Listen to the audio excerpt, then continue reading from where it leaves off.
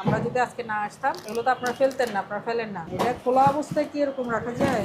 এটা কি জিনিস বলেন তো? এটা কিন্তু মেয়াদ আর থাকলেও কোনো লাভ নেই। এটাই তো কিচেন রুম, না আরো রুম আছে? কি প্রস্তুত করতেছেন এখন? রাইস।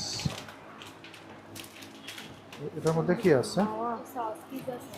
এটা এক্সপায়ার ডেট 2/4/26। এগুলোর এই অবস্থা কেন?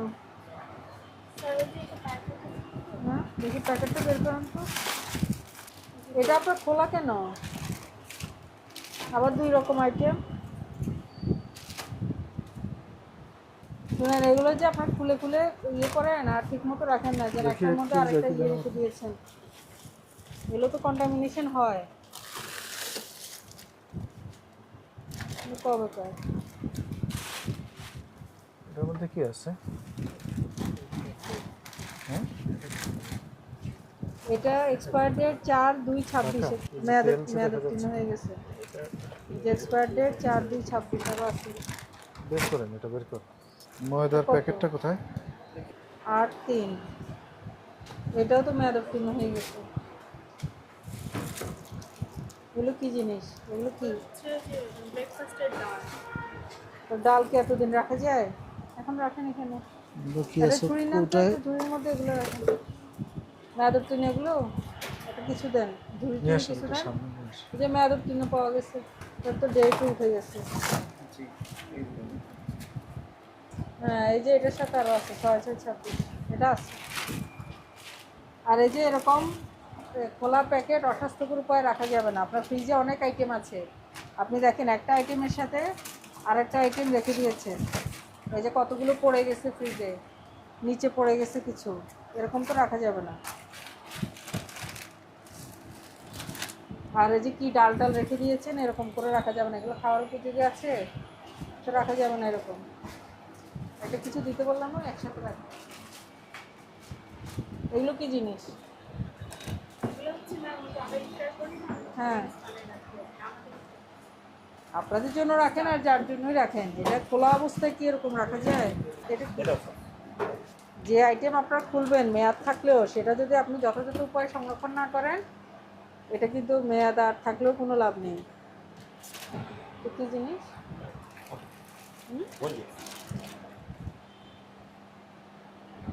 এটার মেয়াদটা কত? ওটা বরফের না?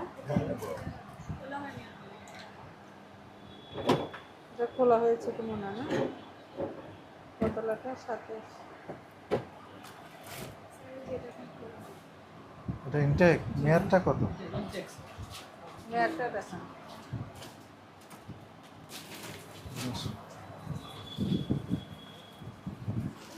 এটা 2টা প্যাকেট ছিল, একটা কোথায়? আর ওটা ওই ওই ওই ওই ওই কোটাটা আনেন। ওই যে এটা কি আপনারা আগে জিনিস একটা আসলে? কিছু দেন, কিছু দেন।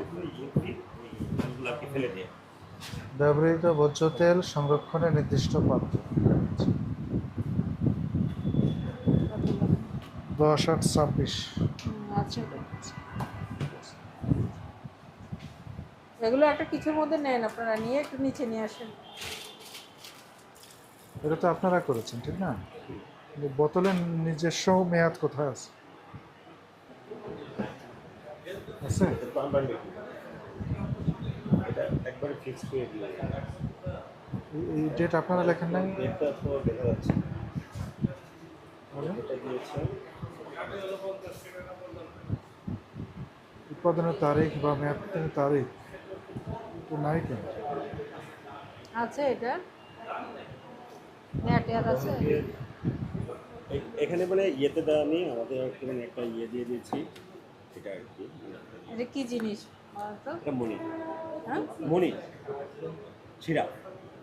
কি বানায় এটা দিয়ে? এটা দিয়ে আপনার সব মানে ড্রিঙ্কস ড্রিঙ্কস বানায়। এটাকে সিল করা। এ পাশে কি করেন?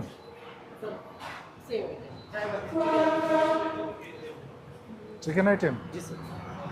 এগুলো মেয়াদ উত্তীর্ণ। এই মেয়াদ উত্তীর্ণগুলো কেন রেখে দিয়েছেন বলেন তো? সরি আমরা মানে খেয়াল করি দেখেন কত তারিখে শেষ হয়েছে, 1 মাসের বেশি। আপনারা বিল করেন এখন কিসে? মার্চ মাস, এটা ফেব্রুয়ারি। আপনারা বিল করেন কিসে, হাতে না কম্পিউটারে? না, ও, আমরা একটু গতকালকের বিলগুলো দেখি। আজকে সেল হয়েছে পটেটো ওয়েজে কত, দাম কত এটা? আপনার হলো গিয়ে আমাদের জিরো মিডিয়ামের সাথে অ্যামাউন্ট হচ্ছে জিরো। আমি বলি মিডিয়ামের সাথে আমাদের এই দুটো পণ্য ফ্রি। ওটা কি 550 টাকা প্যাকেজ? হ্যাঁ লেখা আছে এখানে? হ্যাঁ এটাতে এটা কত লেখা? 550। আচ্ছা, পরের বাউচারটা দেখুন। ঠিক। 900 টাকা। এখানে কোনটা এটা? এখানে এই যে পানির দাম 20 টাকা। পানি 20 টাকা, পানি এমআরপি 20 টাকা আছে। হ্যাঁ আর হচ্ছে লেমন হলো গিয়ে আপনার লেমন লেমন ফিশ ফিশ, হ্যাঁ দুটা গেছে 80 80 টাকা। টাকা। লেমন ফিশের দাম কত? 80 টাকা করে। কোথায়? এটা ড্রিঙ্কসের এখানে মানে আমাদের মেনুটা ওই যে এটা ঠিক করে দিয়েছে। লেমন ফিশ কত? 80 টাকা। শুনেন, আপনাদের ফ্রিজে কি কি আছে এগুলো তো আপনাদের চেক করতে হবে, তাই না? হ্যাঁ, এটার জন্য অনেক আপনাদের দেখেন এটা কোন কাজে, এটা কি জিনিস বলেন তো? নাম টাম যদিও কিছু নাই। আমি বলে দিয়েছি চিকেন পেপার। আচ্ছা, এটা দিয়ে কি করেন আপনারা? এটা দিয়ে আমরা হলো গিয়ে পিৎজা তৈরি করি। ফ্রিজার মধ্যে দেন। এটা মেয়াদ কবে গিয়েছে বলেন তো? এক্সপায়ার ডেট কত? 4/2/2026। 4/2/2026। আজকে হচ্ছে মার্চ মাসের 9 তারিখ। তার মানে 1 মাসেরও বেশি সময় ধরে আপনার এটা মেয়াদ উত্তীর্ণ হয়ে গেছে, আপনার ফ্রিজে সংরক্ষণ করছে। আর এটা কবে? এটা হলো গিয়ে আপনার এটা কত বোঝা যাচ্ছে না। 3 আচ্ছা, যদি আমরা 3 আচ্ছা যদি আমরা 3 ধরি, তারপরেও তো মেয়াদ চলে গেছে, তাই না? তারপরে এই যে এটা কি জিনিস বলেন তো? এটা হলো গিয়ে আমরা ওই যে আপনার সকালে ব্রেকফাস্ট করে আর কি স্টাফটা মিলে এটা ডাল। করি, হ্যাঁ। এটা আরো ছিল তো, আমি দেখেছি আরো ছিল। দুইটা ছিল। তাহলে এই ডাল কি আজ কয়দিন ধরে রেখেছেন? কোনো ইয়ে না, এটাকে খাওয়ার উপযোগী আছে?